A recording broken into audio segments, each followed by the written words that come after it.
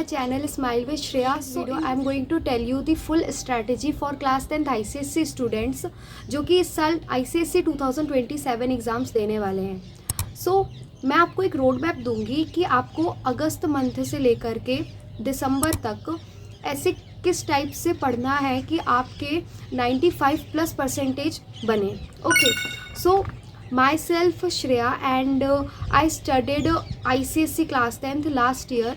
ICSE 2026 board exam मैंने दिए and मैंने बहुत सी टिप्स एंड ट्रिक्स सीखी जो कि आप अगर अप्लाई करोगे 95% प्लस लाना it's a piece of cake जो कि आप बहुत आराम से कर सकते हो एंड बहुत इजी पेपर आते हैं अगर आप अच्छे से डेप्थ में स्टडी करते हो.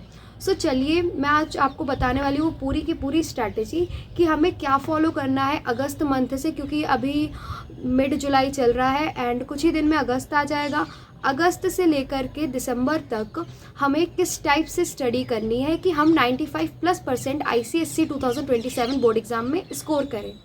सबसे पहले एक बात आप लोग को जाननी होगी एंड मैक्सिमम को पता भी होगी कि ICSE में टॉप 5 सब्जेक्ट की परसेंटेज निकलती है.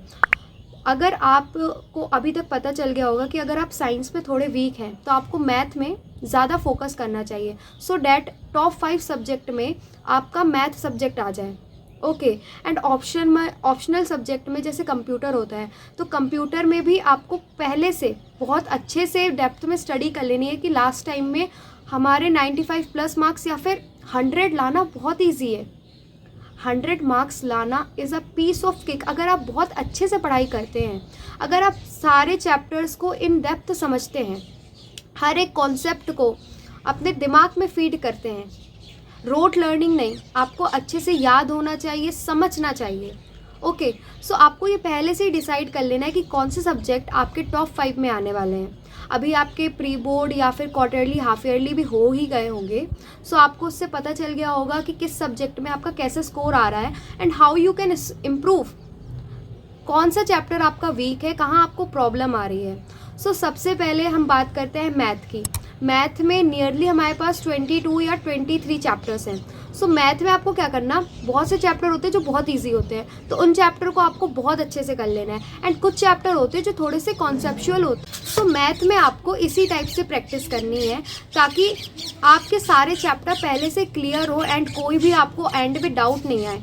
मैथ में अगर आपको 95+ मार्क्स चाहिए हैं तो उसके लिए सिर्फ एक ही चीज़ करनी होगी, वो है मैक्सिमम प्रैक्टिस.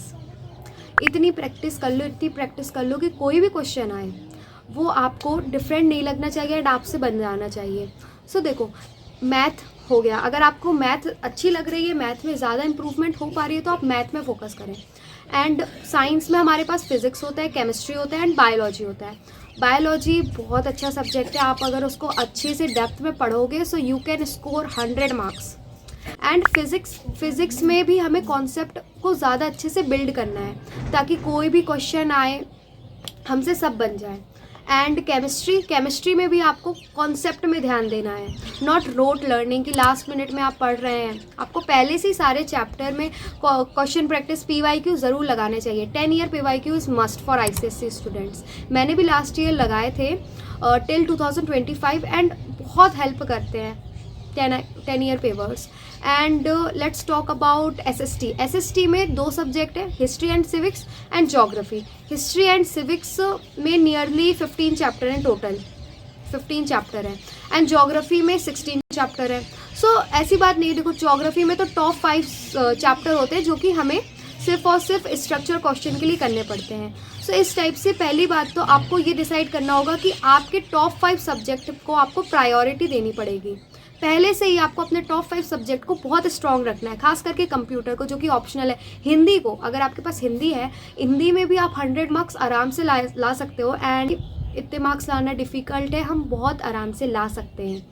आपको क्या फॉलो करना है कि अगस्त मंथ से लेकर के दिसंबर तक आपको एक स्ट्रक्चर स्टडी करनी है, रेगुलर रिवीजन करना है, टेस्ट देना है एंड PYQ भी सॉल्व करना है. This is all things that you should do to score 95%. I hope you all like this video. We will meet in another video. Keep studying. Stay happy. and must like and share this video and subscribe Smile Mishra channel. Thanks for watching.